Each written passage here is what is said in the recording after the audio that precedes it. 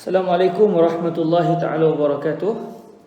Bismillahirrahmanirrahim. Alhamdulillahi rabbil alamin. Wassalatu wassalamu ala al-habibil mustafa sayyidina wa maulana Muhammadinil karim wa ala alihi wa itratihi wa ashabihi ajma'in. Asyhadu an la ilaha illallah wahdahu la syarikalah wa asyhadu anna habibana wa sayyidana wa maulana Muhammadan abduhu wa rasuluhu wa safiyuhu min khalqihi wa habibuhu addal amanah wa ballagha risalah wa nasaha al-ummah wa kashafa Allahu bil ghummah.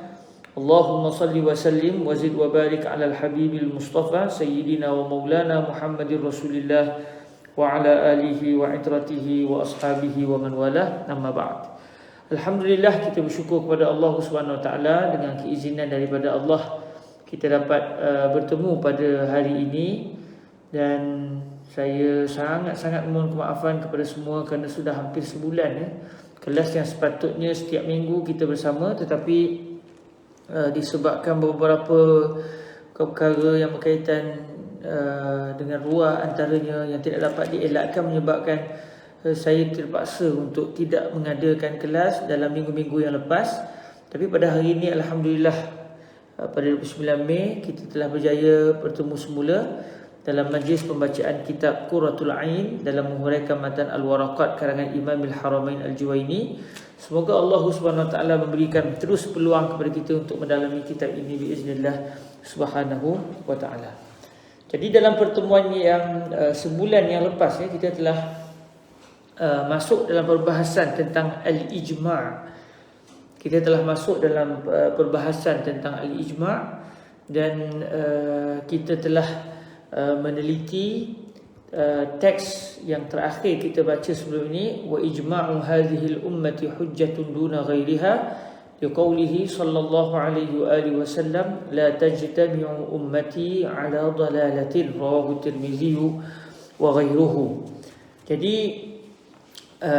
dalam pertemuan sebelum ini kita sudah didedahkan oleh Sayyidina Imam Al-Haramain Al-Juwaini melalui huraian Imam Al-Mahalli serta tambahan huraian daripada Al-Imam pengarang kitab Qurratul Ain, iaitu Al-Imam Al-Hattab Al-Maliki, iaitu ijma' ummah ini, iaitu kesepakatan seluruh para mujtahid terhadap apa sahaja hukum hakam.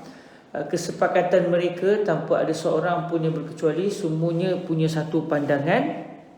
Itu adalah merupakan hujjah, iaitu merupakan satu dalil. Sebagaimana Al-Quran adalah dalil, hadis Nabi adalah dalil, qiyas adalah dalil, maka ijma' juga adalah dalil yang muktamad di dalam istinbat hukum hakam. Jadi di sini telah dinyatakan bahawa ijma' adalah hujjah, iaitu dalil yang menjadi salah satu sandaran para fuqaha di dalam mereka mencari gali hukum hakam syarak, iaitu berdasarkan hadis yang famous yang diriwayatkan oleh Al-Imam Tirmizi dan selain beliau dengan secara maknanya, iaitu sabda Rasulullah sallallahu alaihi wasallam, la tajtami'u ummati ala dalalah, yang bererti sesungguhnya umatku tidak akan berhimpun atas kesesatan.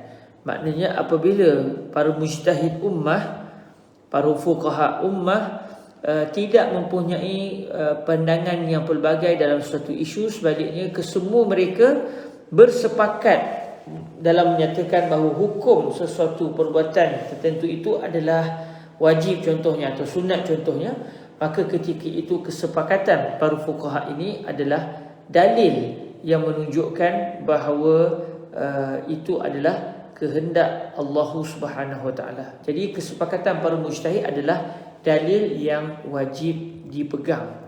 Jadi seterusnya kita akan masuk kepada lanjutan perbahasan ini, iaitu pada ucapan yang berbunyi wasyar'u warada bi asmati hadhil ummati li hadzal hadisi wa nahwihi. Bismillahirrahmanirrahim. Qala sayyidina al-Imam Al-Hattab Al-Maliki wa huwa syarihun li syarhil Jalal Al-Mahalli rahimahullah, wa huwa syarhun li matnil waraqat li Imam Al-Haramain Al-Juwaini rahimahullah. wa nafa'ana Allahu bi'ulumi haula'i al-a'immati thalathah wa nafa'ana Allahu bi'ulumihim wa ulumi masyayikhihim wa talamizatihim wa qurra'i musannafatihim wa syurrahiha, Allahumma amin. Qala Sayyiduna al-Imam al-Hattab al-Maliki, wasyar'u warada bi'ismati hadhihi al-ummati lihadzal hadithi wa nahwihi. Syarak telah datang menyatakan akan kemaksuman ummah ini berdasarkan hadis ini dan selain daripada hadis ini. Jadi matannya berbunyi wasyar'u warada bi'ismati hadhihi al-ummah. Syarak telah pun menyatakan akan kemaksuman umat ini.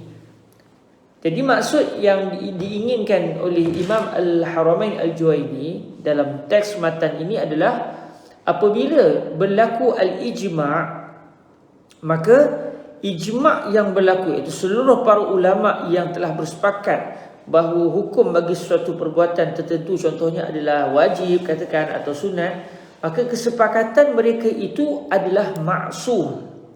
Jadi sebagaimana para nabi dan para rasul adalah maksum daripada melakukan kesilapan dan juga dosa, maka kesepakatan para mujtahid dalam sesuatu isu, mereka semua bersepakat punya satu pandangan semata-mata tanpa khilaf di kalangan mereka, maka kesepakatan itu adalah maksum daripada dosa dan kesilapan.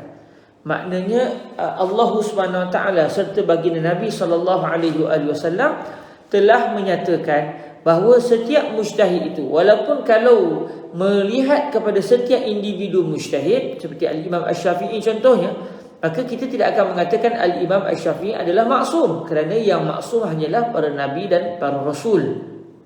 Begitu juga para malaikat Allah, mereka juga maksum daripada melakukan dosa.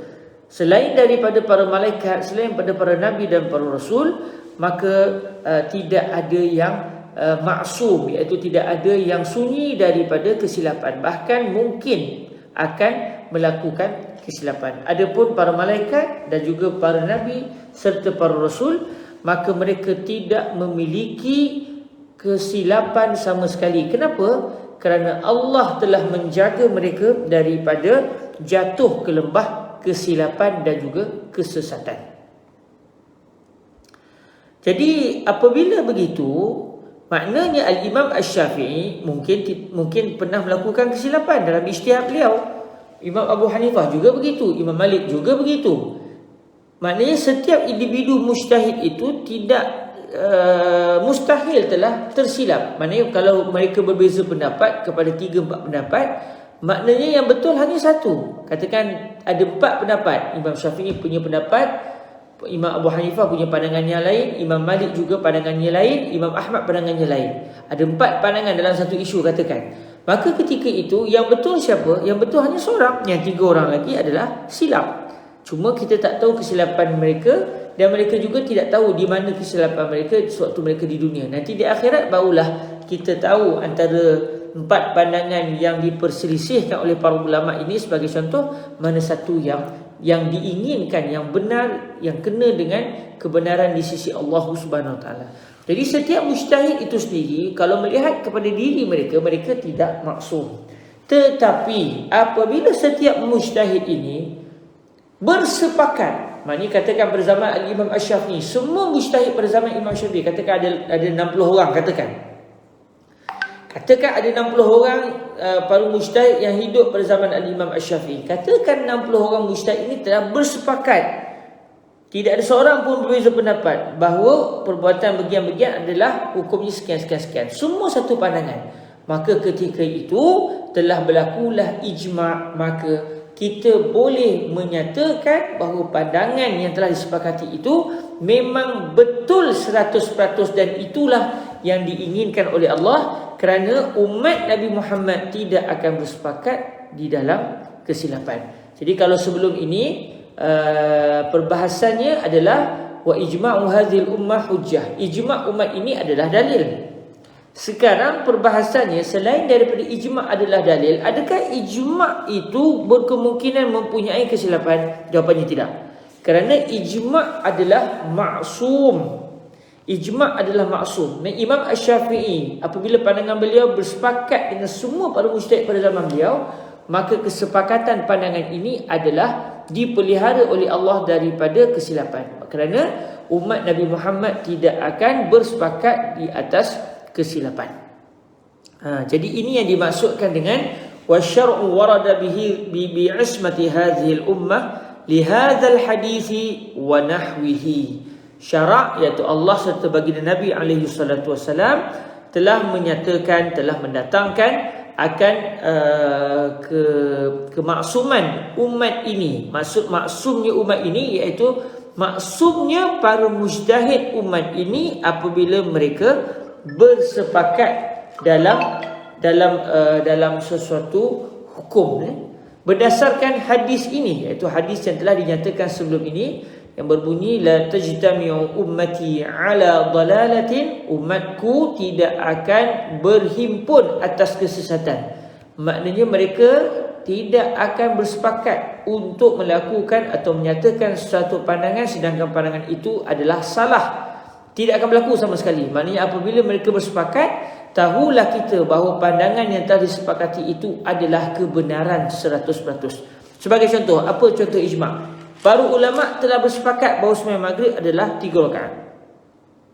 Para ulama seluruhnya, para mujtahid seluruhnya telah bersepakat bahawa sembahyang maghrib adalah 3 rakaat.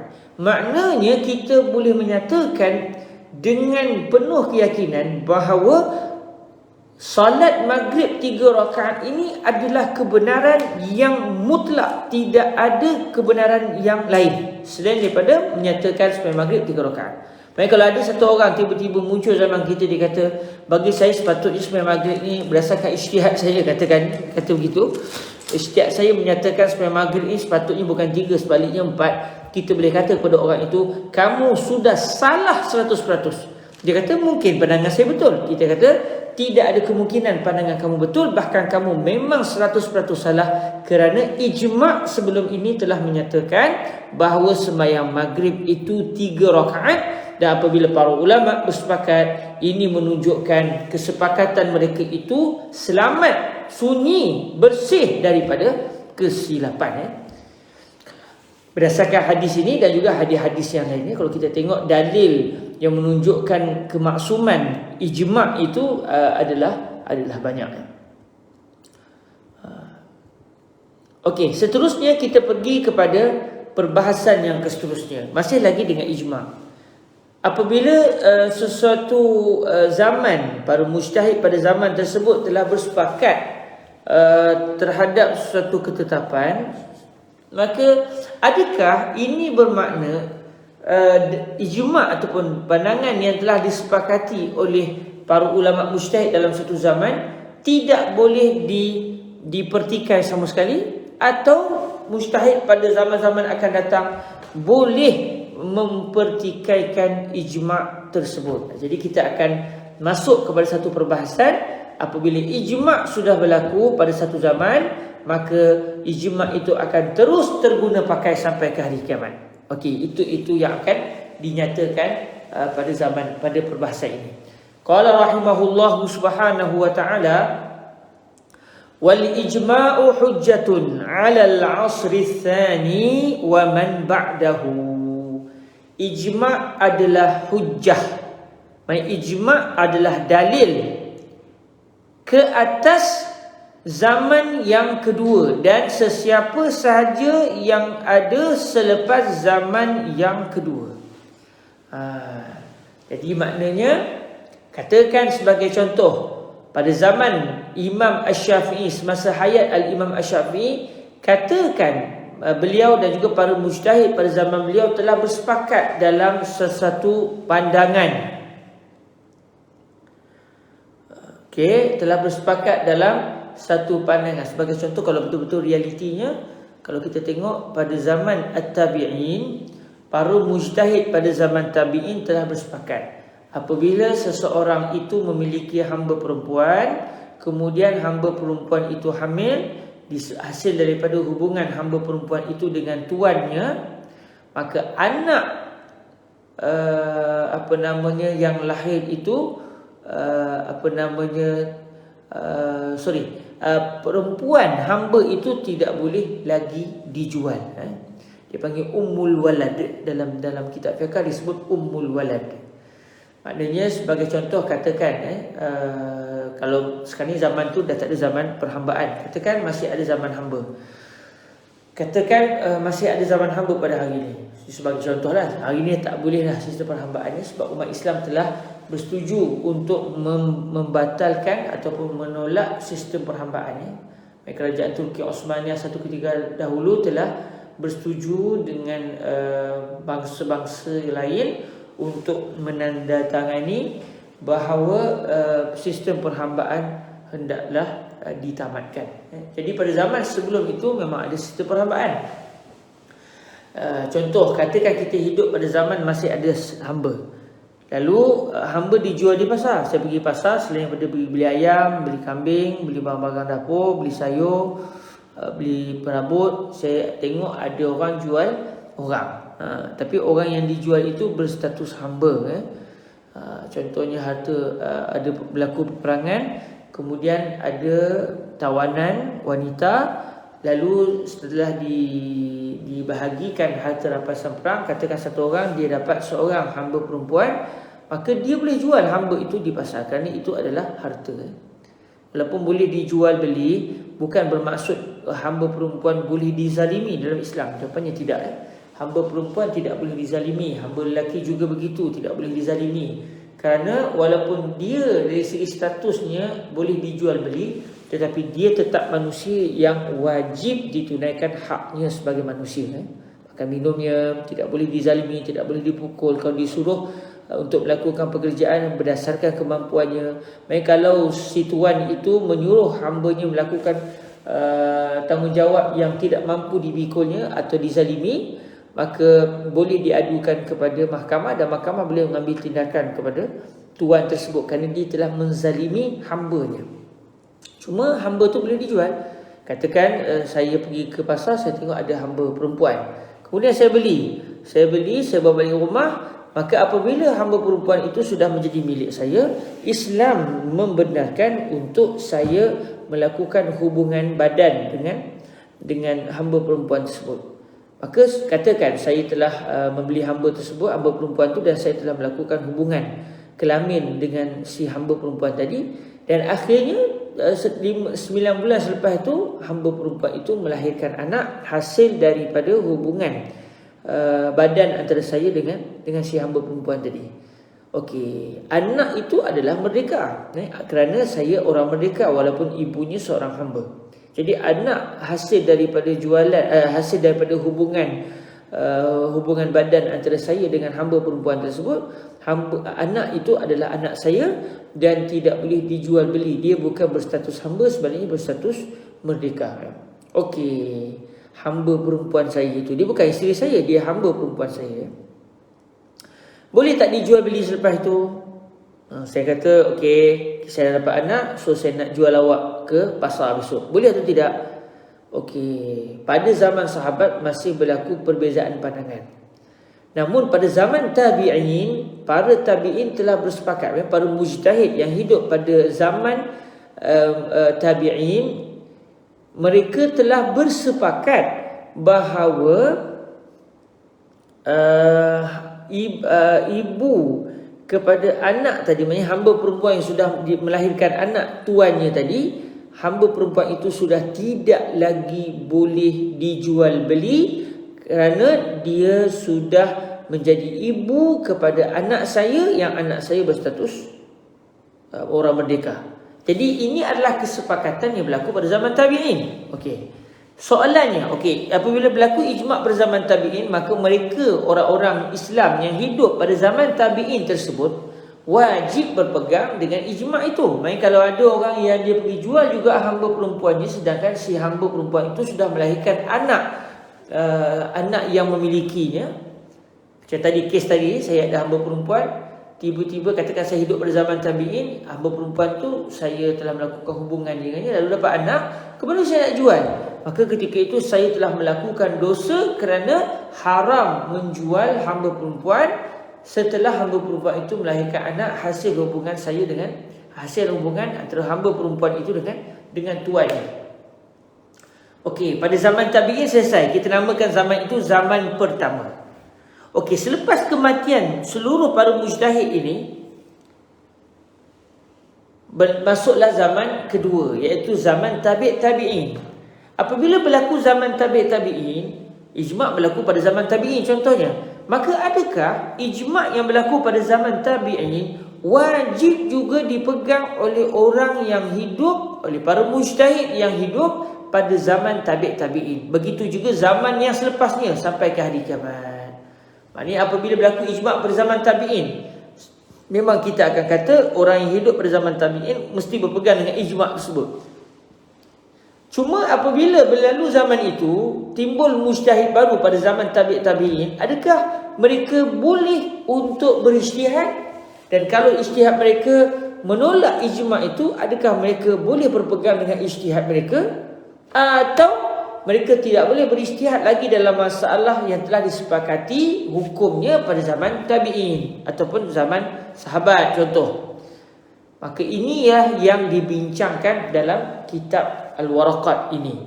Jadi disebut oleh Imam Al-Haramain Al-Juwaini, wal ijma'u hujjatun 'ala al-'asr ats-tsani wa man ba'dahu. Ijma' adalah dalil, adalah hujjah yang akan dikenakan ke atas zaman kedua, iaitu mereka yang hidup pada zaman yang kedua.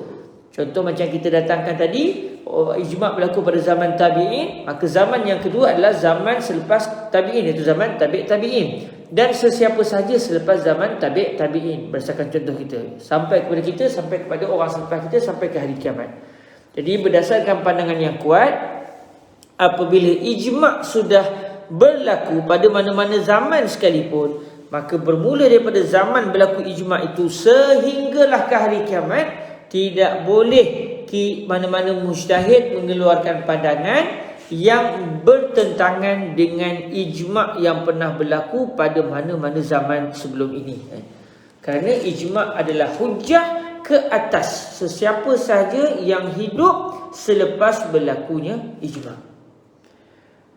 Setelah dibincangkan bahawa ijma' adalah dalil pada semua zaman dan mesti dipegang oleh sesiapa sahaja apabila dia hidup selepas berlakunya ijma' dalam apa isu sekalipun, sekarang didatangkan pula ijma' ni boleh berlaku pada zaman yang mana satu? Adakah boleh berlaku pada zaman sahabat saja, atau boleh juga berlaku pada zaman tabi'in, atau boleh juga berlaku sampai ke zaman kita hari ini, atau mana-mana zaman? Maka disebut perbahasan yang seterusnya, wal ijma'u hujjatun fi ayyi 'asrin kan, sawa'un kana fi 'asri sahabati aw fi 'asrin ba'dahum. Ijma' adalah hujjah yang akan terus menjadi dalil, yang akan terus menjadi pegangan para mujtahid pada mana-mana zaman sekalipun. Maknanya katakan para sahabat memang berlaku ijma' pada zaman sahabat. Okey, zaman tabi'in boleh tak kalau para mujtahid pada zaman tabi'in bersepakat dalam satu pandangan, adakah itu dinamakan sebagai ijma'?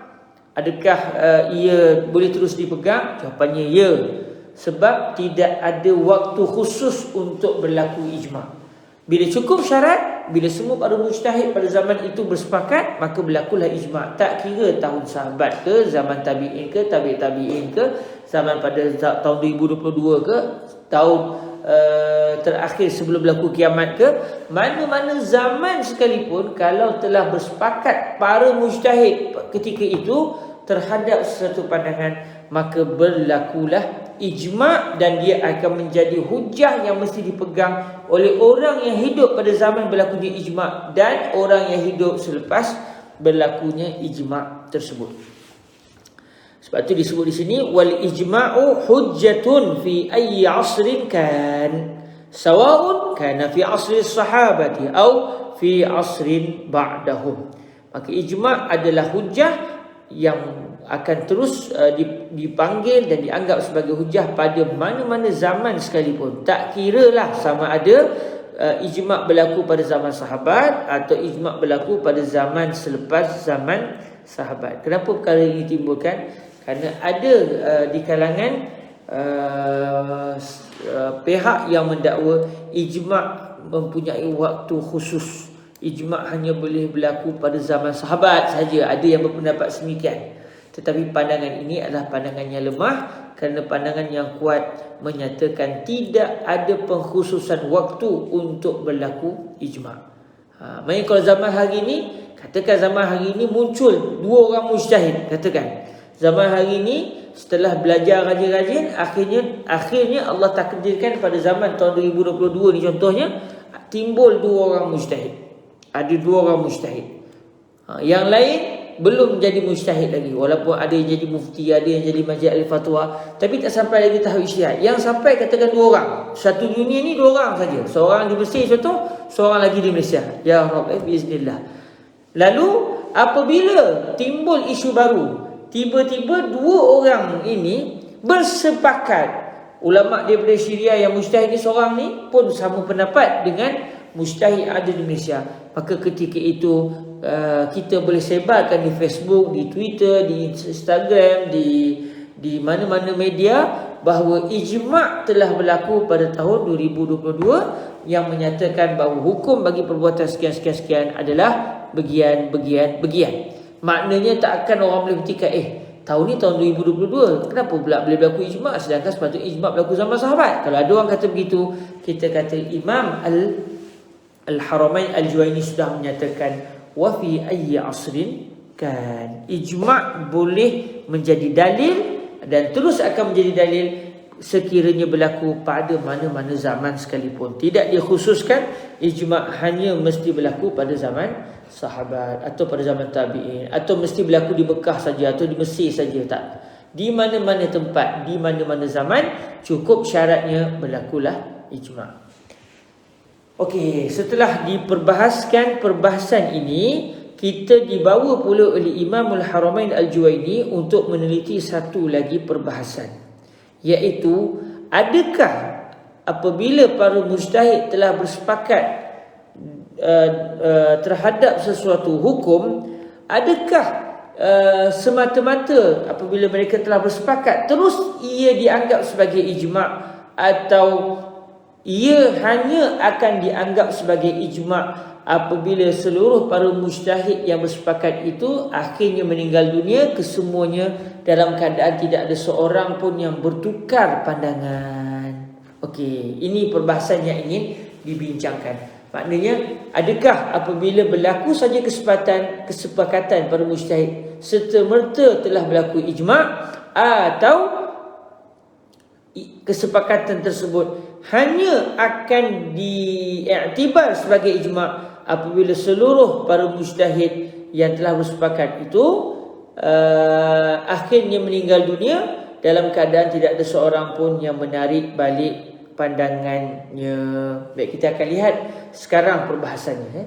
Qala rahimahullahu subhanahu wa ta'ala, wa la yushtaratu fi hujjiyatil ijma'i inqiradul asli bi an yamuta ahluhu 'ala as-sahih li sukuti adillatil ijma'i an zalik.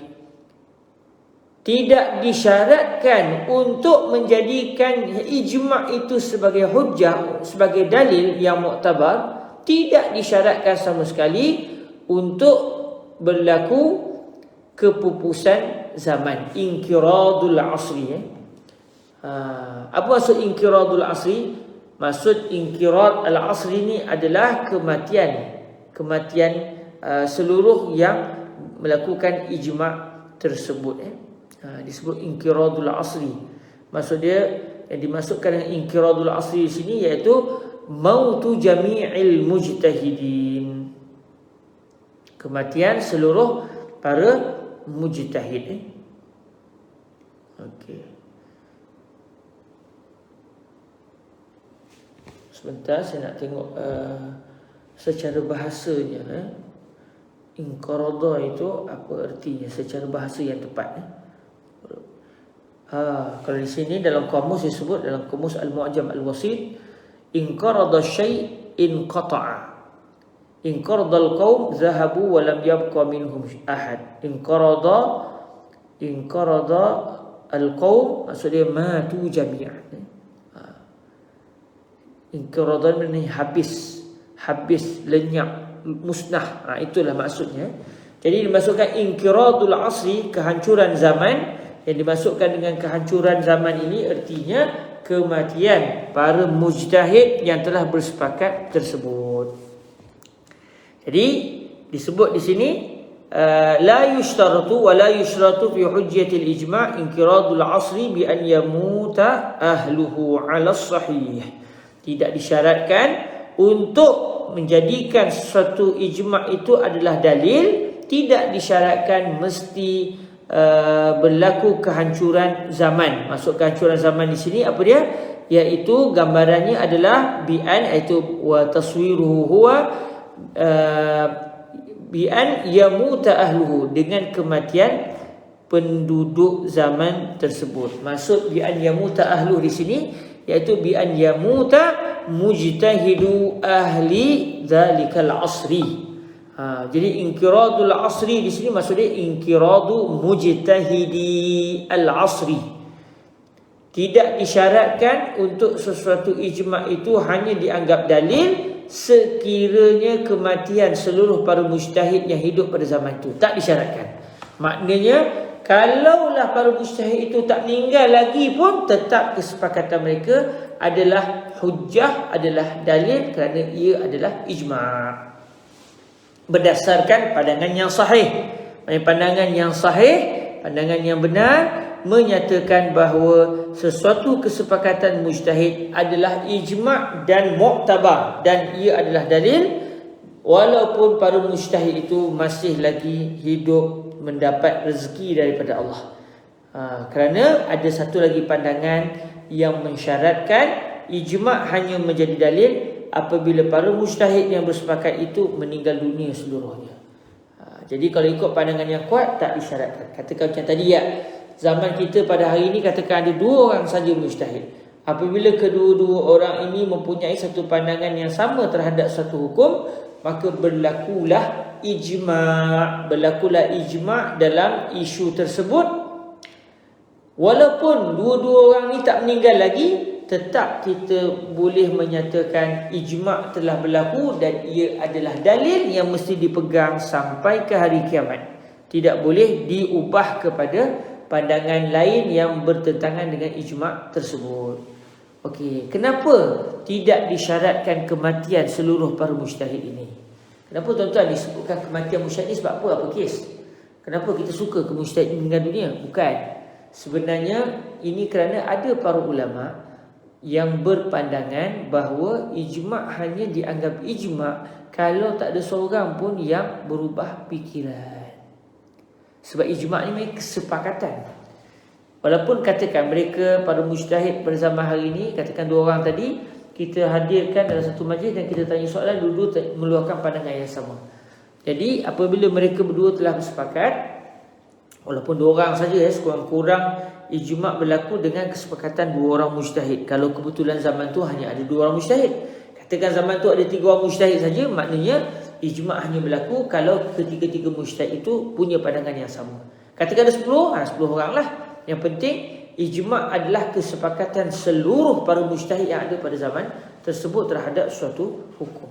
Jadi ada para ulama yang mempunyai pandangan bahawa apabila kita namakan ia sebagai ijma', mestilah pandangan itu tidak berubah. Jadi selagi masih hidup pada mujtahid itu, kemungkinan mereka akan keluarkan pandangan yang lain. Oleh kerana kemungkinan itu ada, maka tidak dinamakan kesepakatan mereka pada satu tarikh contohnya sebagai ijma' lagi, sehinggalah akhirnya kalau kedua-duanya meninggal dunia, kalau kebetulan zaman tu hanya ada 2 mujtahid katakan, kalau kedua-duanya telah meninggal dunia, dalam masa yang sama setiap seorang di kalangan mereka tidak pula mengubah pandangan fiqhnya terhadap isu yang telah disepakati tersebut, maka apabila kedua-duanya telah meninggal dunia, barulah ketika itu dinyatakan ataupun kita dapat memastikan bahawa memang dua-dua mujtahid ini telah bersepakat. Ini adalah satu pandangan sebahagian para ulama kita. Namun pandangan yang kuat tidak seperti itu. Pandangan yang kuat menyatakan Apabila sahaja berlaku kesepakatan para mujtahid, maka sudah berlakulah ijma'. Walaupun para mujtahid itu tidak meninggal dunia lagi. Kenapa? Kata Imam Al-Mahalli, li sukuti adillatil ijma'i an zalika.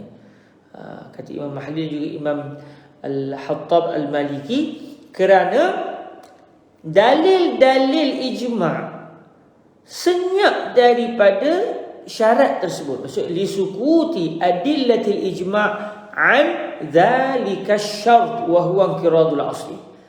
Kerana dalil-dalil ijma', dalil yang menyatakan bahawa kesepakatan para ulama kita adalah ijma', adalah dalil, adalah hujjah, tidak pula dalam ucapan Nabi ataupun firman Allah Ta'ala yang mensyaratkan mestilah para musyrik itu meninggal dunia terlebih dahulu barulah dianggap sebagai ijma'. Jadi apabila tidak ada dalil yang mensyaratkan pensyaratan ini, maka ianya seakan-akan tidak wujud. Maka apabila syarat ini tidak wujud, maka apabila sepakat saja para mujtahid, berlakulah ijma'.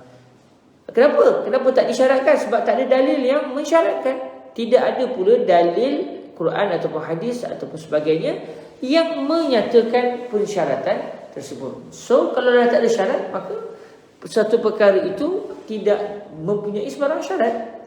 Jadi apabila ijma' tidak mempunyai syarat untuk kematian semua para mujtahid, maknanya apabila para musyrik itu telah bersepakat terhadap satu isu, maka ketika itu berlakulah ijma'. Maka berdasarkan pandangan yang sahih ini, kata Imam Al-Hattab Al-Maliki, falau ijtama'al mujtahiduna fi asrin ala hukmin lam yakun lahum wala li ghairihim mukhalafatuhu. Apabila sudah berhimpun para mujtahid seluruhnya pada satu zaman terhadap satu hukum, mai katakan macam kisah tabi'in tadi, para mujtahid pada zaman tabi'in semua telah bersepakat bahawa hamba perempuan yang sudah melahirkan anak kepada tuannya, maka si tuan tadi sudah tidak lagi boleh menjual hamba perempuan tersebut. Maka apabila para mujtahid di kalangan ulama-ulama tabi'in telah mempunyai pandangan yang sama dalam isu hamba perempuan yang melahirkan anak tuannya tadi, maka tidak boleh bagi mereka. Bagi siapa? Contoh kita tadi, iaitu bagi para mujtahid yang telah bersepakat pada zaman tabi'in tadi. Kalau ijma' tu berlaku pada zaman lain, ikutlah. Yang penting tidak boleh bagi para mujtahid yang sudah bersependapat itu. Begitu juga tidak boleh untuk orang lain selain daripada mereka. Maksudnya mujtahid pun tak boleh, orang-orang lain pun tak boleh. Tak boleh apa? Tidak boleh bertentangan dengan apa yang telah disepakati oleh para mujtahid tersebut. Maknanya para mujtahid tersebut tidak boleh tarik balik lagi setelah berlaku ijma'. Katakan ijma' berlaku pada tarikh ini, pada 29 bulan 5 tahun 2022. Para mujtahid itu kalau dia dah balik bersidang, dia masa bersidang semua sepakat. Bila balik, katakan seorang dia balik-balik, dia call balik. Dia call mujtahid yang lain. Dia kata, saya balik-balik semalam, saya mikir balik, saya rasa apa yang saya sebut semalam tu salah. Walaupun kalian semua mempunyai pandangan bahawa hukum perbuatan begini-begini adalah haram contoh, tapi setelah saya balik, saya tengok balik, saya fikir balik, saya akhirnya berpendapat bahawa ia tidak haram. Boleh atau tak boleh si mujtahid tadi mengeluarkan kenyataan seperti ini? Jawapannya tidak boleh. Kerana apabila berlaku saja ijma' pada satu detik, maka ketika itu bermula daripada detik itu sampai ke hari kiamat, tidak boleh kesepakatan itu dirobek lagi, dipertikai lagi. Tak kisahlah yang mempertikaikan ijma' itu si mujtahid itu sendiri atau mujtahid lain yang hidup pada zaman yang akan datang. Ini pandangan yang sahih, pandangan yang kuat. Okey, kita lihat pula pandangan yang kedua bagi isu ini. Waqila yushtaratu fi hujjiyatihi inqiradul mujmi'in. Ada pandangan yang kedua yang menyatakan disyaratkan untuk sesuatu ijma' itu menjadi dalil, sesuatu kesepakatan itu menjadi ijma', syaratnya mestilah berlaku inqiradul mujmi'in. hendaklah para mujtahid yang telah bersepakat dalam isu tertentu itu, setiap mujtahid itu telah meninggal dunia. Sebab bila dah meninggal dunia, memang tidak akan ada lagi kemungkinan perubahan ijtihad yang dinyatakan oleh si mujtahid itu sendiri, sebab dia dah meninggal dunia. Tapi selagi dia masih hidup, mungkin 3-4 tahun akan datang, dia boleh tukar pandangan dia. Dia boleh buat kajian baru dan akhirnya dia mendapati kajian lamanya adalah salah, lalu dia nak keluarkan pandangan yang baru. Selagi masih hidup ada kemungkinan, tapi bila sudah meninggal dunia, sudah tidak ada lagi kemungkinan untuk si mati buat kajian yang baru, sebab dia dah meninggal. Jadi disebabkan untuk memastikan tidak ada perubahan ijtihad selepas berlaku ijma', maka disyaratkan untuk ijma' yang muktabar hanyalah dianggap ijma' apabila setiap para mujtahid yang bersepakat tersebut telah meninggal dunia. Ini pandangan kedua, dan pandangan ini dianggap sebagai pandangan yang lemah, pandangan yang salah. Tapi atas dasar amanah ilmunya memang ada para ulama yang berpegang dengan pandangan yang kedua ini. Cuma pandangan yang benar, pandangan yang kuat adalah pandangan yang pertama tadi, iaitu apabila berlaku saja ijma', sudah tidak lagi boleh selepas itu untuk diubah ijma' tersebut kepada pandangan yang lain. Tak kisahlah sama dia nak mengubah ijma' itu si mujtahid itu sendiri atau orang lain. Maksudnya kalau dah selesai ijma', senyap teruslah, berpeganglah dengan pandangan tersebut sehingga ke hari kiamat. Kenapa? Kerana Nabi dah menyatakan umatku tidak akan bersepakat melakukan satu perbuatan yang sesat. Okey, cuma pandangan yang kedua mensyaratkan kematian seluruh para mujtahid untuk menyatakan ijma' adalah dalil. Selagi mereka tidak meninggal dunia, kita tidak boleh nak gazetkan, kita tidak boleh nak iklankan berlaku ijma'. Kerana bagi pandangan yang kedua ni ada kemungkinan untuk mujtahid yang terbabit menukar pandangan. Sebab tu disebut di sini yushtaratu fi hujjiyatihi, maksudnya fi hujjiyatil ijma'i inqiradul mujmi'in. Mujmi'in di sini maksudnya al-mujtahidin alladzina ittafaqu ala hukmin ma fi asrin ma. Mujtahid yang telah sepakat terhadap satu hukum pada zaman yang tertentu itu. Li jawazi an yatra'a li ba'dihim ma yukhalifu ijtihadahu fayarji' wa ujiba bi anna namna'u ruju'ahu lil ijma'i qablahu. Dalil pandangan yang kedua ini macam kita sebut tadi adalah kerana mereka mengatakan boleh jadi akan datang akan muncul bagi sebahagian para mujtahid tadi apa yang menyanggahi ijtihadnya yang lepas. Mujtahid yang pertama, katakan tadi zaman kita ni ada 2 mujtahid. Tak mustahil kan selepas mujtahid 2 orang ni bersepakat pada 29/5/2022, tak mustahil kan untuk seorang katakan atau kedua-duanya sekali, setelah 5 tahun berlalu tiba-tiba mereka bercakap dengan sahabatnya seorang lagi, katanya saya setelah 5 tahun kaji ni, saya rasa apa yang kita sepakat sebelum ni salah lah. Ada kemungkinan kata mereka. Maka disebabkan itulah kalau sudah bertukar ijtihad, maka macam mana kita nak kata ia sebagai ijma'? Maka para ulama yang berpegang dengan pandangan yang kedua ini, mereka mensyaratkan mesti berlaku terlebih dahulu kematian para mujtahid yang terbabit, barulah kesepakatan mereka dinamakan sebagai ijma'. Dinamakan sebagai ijma'. Sebab tak mustahil akan muncul bagi sebahagian para mujtahid tadi sesuatu, maknanya sesuatu hujah yang hujah itu akan menyanggahi ijtihad mereka yang lepas, yang sebelum ni mereka dah sepakat. Maka apabila ketika itu fayarji', lalu si mujtahid dia bila dah jumpa pandangan yang lain, dia akan keluarkan pandangan yang baru. Maka bila keluar pandangan yang baru, macam mana kita nak katakan ia sebagai ijma' sedangkan sudah ada 2 pandangan, qaul qadim, qaul jadid, ucapan lama, ucapan baru. Ini hujah mereka. Namun mazhab yang pertama yang berpendirian bahawa bila berlaku ijma' telah dianggap ia sebagai ijma', pandangan ulama pandangan yang pertama tadi menjawab ataupun menolak, menangkis dalil yang dinyatakan oleh mazhab yang kedua. Kata mereka wa ujiba bi anna namna'u ruju'ahu lil ijma'i qablahu, jawapan kepada kemungkinan mujtahid boleh keluarkan pandangan baru selepas itu, kita kata apa? Kami menghalang si mujtahid tersebut berpatah balik. Maknanya mazhab yang pertama mengatakan si mujtahid tadi sudah haram untuk mengeluarkan pandangan yang bercanggah dengan ijma'. Kerana apa? Kerana telah berlaku ijma'. Kerana telah berlaku ijma' sebelumnya. Maka apabila berlaku ijma' sebelumnya, walaupun dia terbabit dalam ijma' tersebut kerana dia salah seorang mujtahid, tapi apabila sudah berlaku ijma', maka dia sebagai mujtahid ataupun orang lain sudah tidak lagi boleh mengeluarkan pandangan yang berbeza dengan ijma' tersebut. Okey, maknanya sana ada dua pandangan. Pandangan yang kuat, pandangan yang benar menyatakan bila berlaku ijma', ia adalah ijma' serta merta, tak disyaratkan mesti para mujtahid meninggal dunia terlebih dahulu.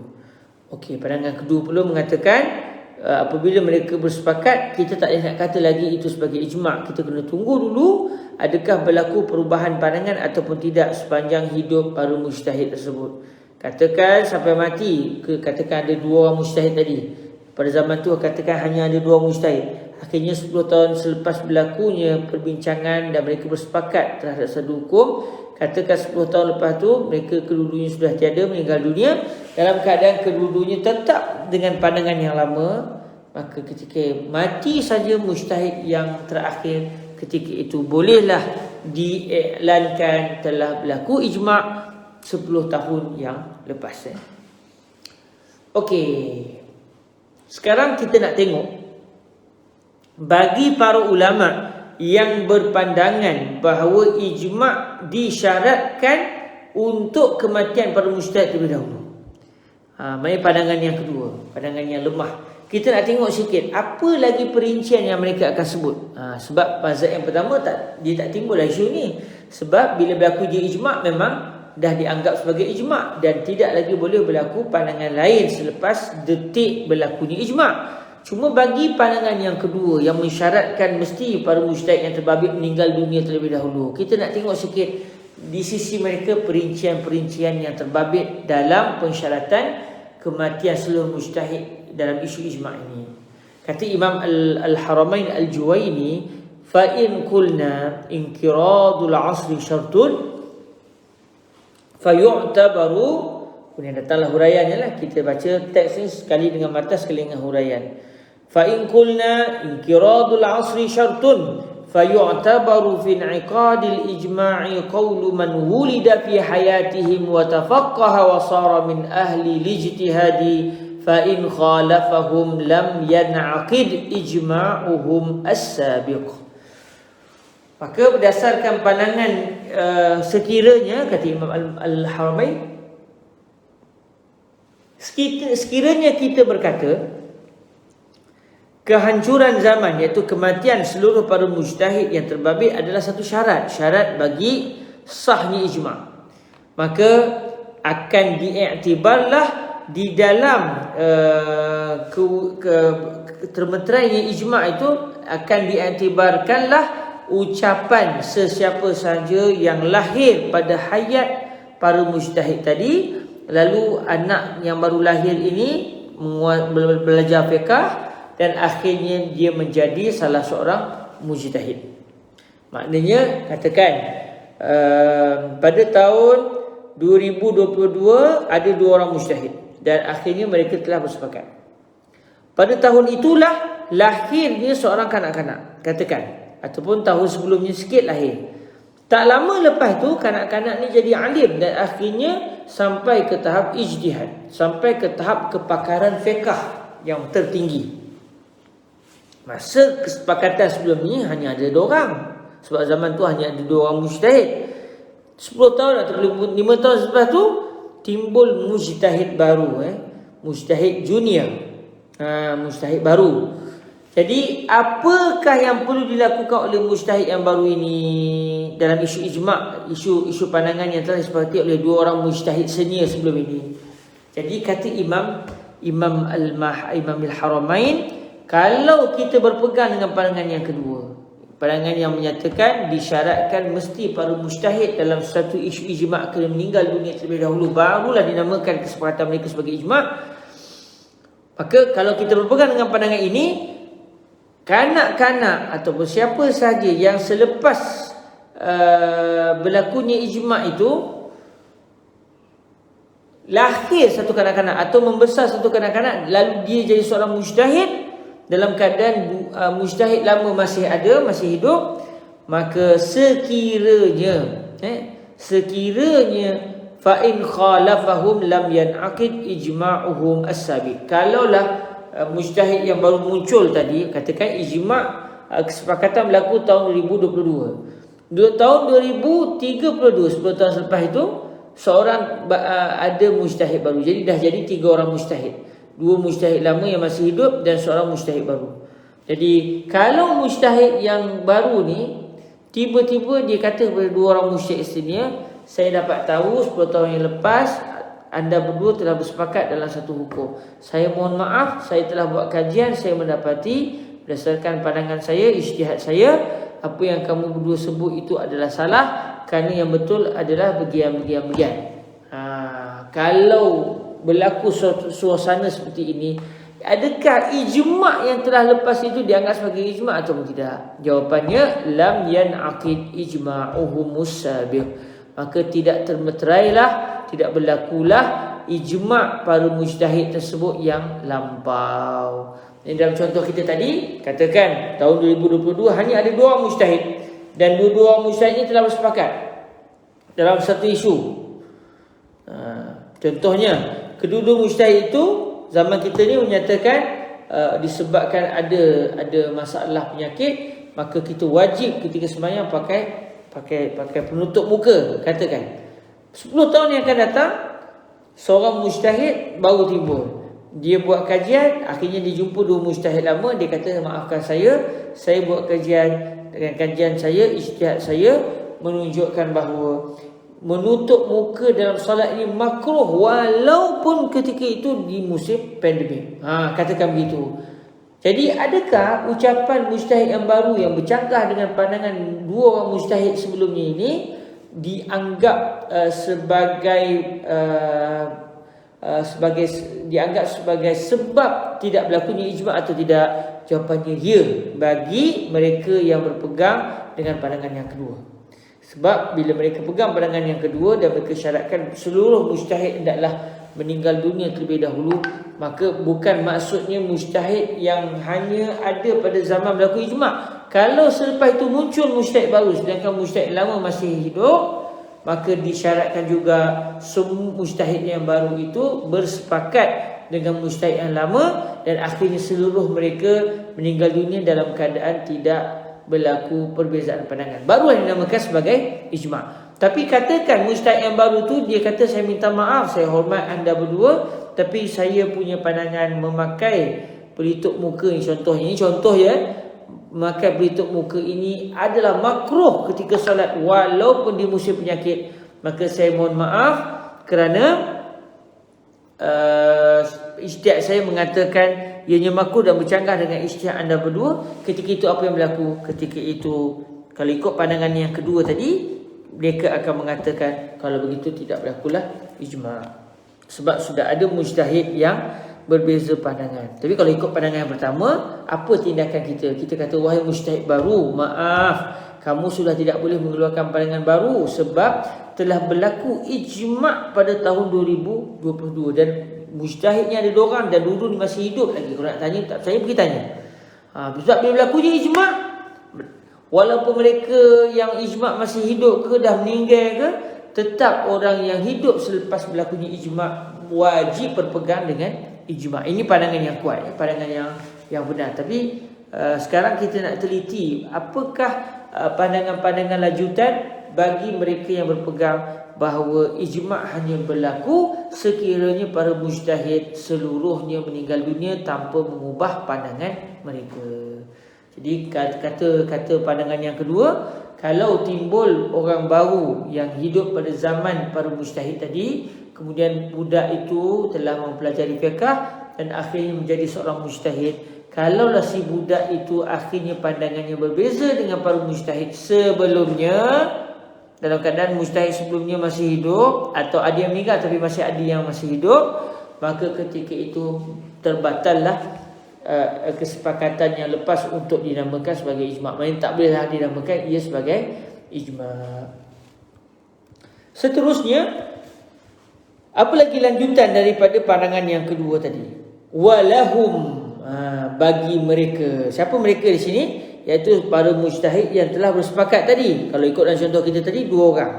Katakan tahun 2022 ada 2 orang mujtahid. Jadi mereka berhak, tak kisahlah mujtahid pertama ke mujtahid yang kedua ke, walaupun mereka telah bersepakat pada tahun 2022, tapi mereka diberikan hak untuk mengubah pandangan mereka sekiranya ijtihad mereka yang baru menyatakan bahawa ijtihad yang lama adalah salah. Mereka berhak untuk menarik balik pandangan mereka. Jadi bila tarik balik tak berlaku ijma' lah kalau ikut pandangan yang kedua. Sebab tu disebut di sini walahum ala hadzal qaul an yarji'u an zalikal hukm alladhi ajma'u alaihi. Bagi mereka berhak berdasarkan pandangan ini, itu pandangan yang kedua yang mensyaratkan mesti berlaku kematian seluruh mujtahid, barulah pandangan yang telah disepakati mereka dinamakan sebagai ijma'.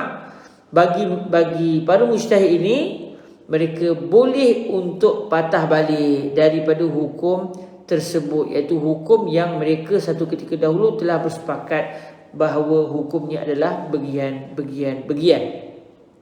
Jadi berdasarkan pandangan yang kedua, ada 2 perbahasan utama yang akan ditimbulkan, iaitu kalaulah mereka para mujtahid tahun 2022 hanya 2 orang, mereka sepakat bahawa pakai emas katakan tidak makruh ketika solat.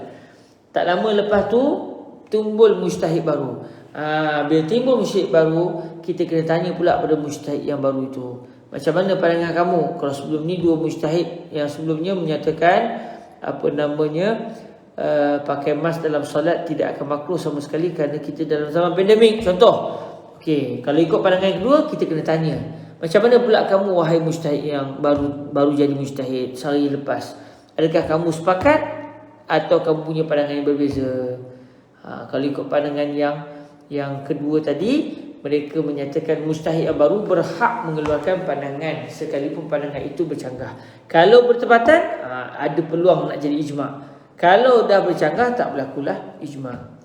Dalam masa yang sama, ada satu lagi perbahasan, iaitu bagi para ulama' bermazhab kedua tadi, mereka berpendapat bahawa mujtahid yang terbabit dalam ijma' tersebut, dan contoh kita tadi 2 orang tadilah, 2 orang mujtahid tadi, sebenarnya selain daripada disyaratkan mereka mesti meninggal dunia terlebih dahulu tanpa mengubah pandangan, barulah kesepakatan mereka dinamakan ijma', mereka juga diberikan kebenaran untuk menukar pandangan mereka kalaulah kajian mereka selepas itu menunjukkan bahawa kesepakatan sebelumnya adalah salah. Memang mereka tidak berdosa untuk mengubah pandangan mereka. Kalau dah berubah pandangan mereka, maka tak berlakulah ijma'. Itu berdasarkan pandangan yang pertama. Qala rahimahullah wa 'alal qawlis sahih la yuqdahu fi ijma'ihim mukhalafatu man wulida fi asrihim wa la yajuzu lahumur ruju'. Adapun berdasarkan pandangan yang sahih, iaitu mazhab yang pertama dalam isu ini, yang tidak mensyaratkan kematian para mujtahid yang terbabit dalam ijma'. Sebaliknya, pandangan pertama kata asal berlaku je ijma' pada jam sekian-sekian, maka sampai ke hari kiamatlah kita sudah tidak lagi boleh berpegang ataupun mengeluarkan pandangan yang bertentangan dengan ijma'. Jadi berdasarkan pandangan ini, mereka akan menyatakan tidak tercalar pun pada ijma' mereka para mujtahid yang lepas itu sekiranya berlaku percanggahan orang yang lahir pada zaman mereka.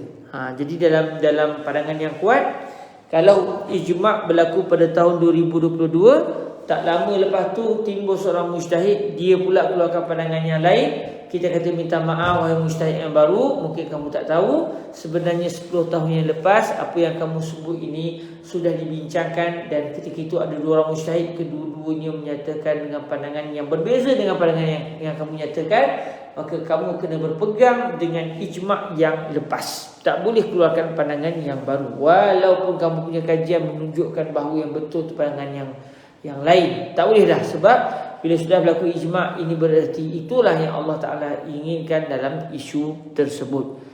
Kemudian dalam masa yang sama, berdasarkan pandangan yang sahih juga, para mujtahid yang terbabit dalam ijma' tersebut tidak boleh mengeluarkan pandangan yang lain, kerana apabila mereka mengeluarkan pandangan yang lain, ini bererti mereka sendiri sudah menolak ijma'. Sedangkan ijma' kesepakatan para ulama ini sunyi daripada sebarang kesilapan. Wallahu ta'ala a'la wa'lam. Alhamdulillah, selesai kita membicarakan perbahasan ini. Dan insyaAllah sekiranya ada usia, minggu depan kita akan sambung untuk meneliti pula jenis-jenis ijma'. Macam mana satu ijma' itu boleh berlaku? Adakah boleh berlaku hanya dengan ucapan ke, atau boleh dengan perbuatan ke? InsyaAllah kita akan lihat dalam pertemuan yang akan datang. Saya mengucapkan terima kasih kepada semua yang bersama dalam majlis ini. Moga-moga kita diberikan kefahaman yang berterusan, dan semoga Allah Ta'ala melapangkan kita untuk dapat menuntut ilmu dengan baik biiznillah subhanahu wa ta'ala. Aqulu qawli hadza wa astaghfirullah wa lakum. Kita tangguhkan majlis kita dengan salawat ke hadrat Sayyidina Rasulullah sallallahu alaihi wa alihi wasallam. Allahumma salli afdala salatin ala as'adi makhluqatika Sayyidina Muhammadin wa ala alihi wa sahbihi wa sallim adada ma'lumatika wa midada kalimatika kullama ذكرك الذاكرون وغفل عن ذكره الغافلون.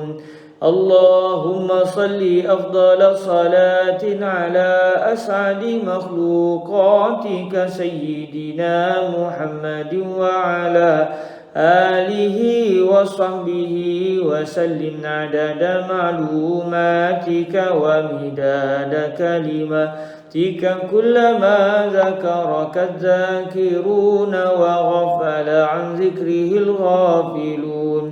اللهم صل أفضل صلاة على أسعد مخلوقاتك سيدنا محمد وعلى آله وصحبه وسلم عدد معلوماتك ومداد كلماتك كلما ذكرك الذاكرون وغفل عن ذكره الغافلون. وسلم ورضي الله تبارك وتعالى عن ساداتنا أصحاب رسول الله أجمعين. حسبنا الله ونعم الوكيل، ولا حول ولا قوة إلا بالله العلي العظيم.